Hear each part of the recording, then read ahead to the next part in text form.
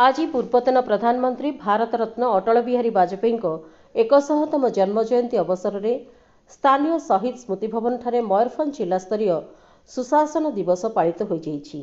एही कार्यक्रम में जिलापाल श्री हेमकांत सय मुख्य अतिथि भाव जोग देइथिबा बेले मुख्य वक्ता भाव प्रसिद्ध साहित्यिका पद्मश्री डॉक्टर दमयंती बेसरा जोग देइथिले।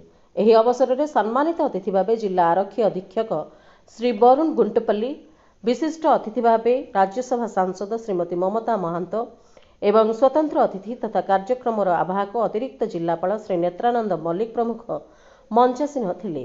कार्यक्रम प्रारंभ में भारत रत्न अटल बिहारी वाजपेयी फटोचित्र में माल्यार्पण सहित प्रदीप प्रज्वलन पूर्वक सभा कार्य आरंभ होइतिला।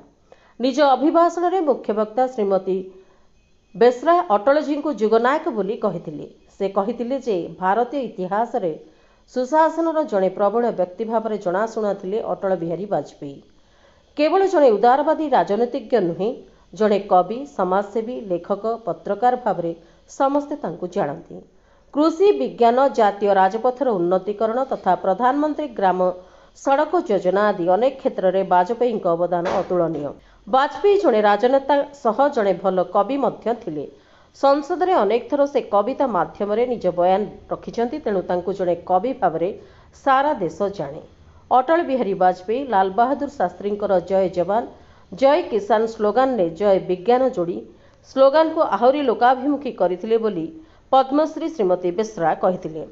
एही अवसर में प्रशासन पक्षरु अटल फटोचित्र प्रदर्शनी अनुष्ठित होइतिला, जेउथिरे छात्र छात्री माने सुशासन दिवस बा गुड गवर्नेंस डे विषय वस्तु पर आधारित चित्र आंकिथिले एवं सेमानंकु जिल्लापाल पुरस्कृत करथिले। परिशेष में अतिरिक्त जिल्लापाल तथा यह कार्यक्रम आवाहक श्री नेत्रानंद मल्लिक धन्यवाद अर्पण करिथिबा बेले साहित्य संसदर सदस्य तथा राष्ट्रपति पुरस्कार प्राप्त शिक्षक डॉक्टर शशधर विश्वाल मंच संयोजना करिथिबा बेले जिला सूचना लोकसंपर्क विभागर समस्त कर्मचारी माने एही कार्यक्रम परिचालन रे सहयोग करिथिले। मयूरभंज जिल्लारू Debasmita Choudhury report, prime TV Odia.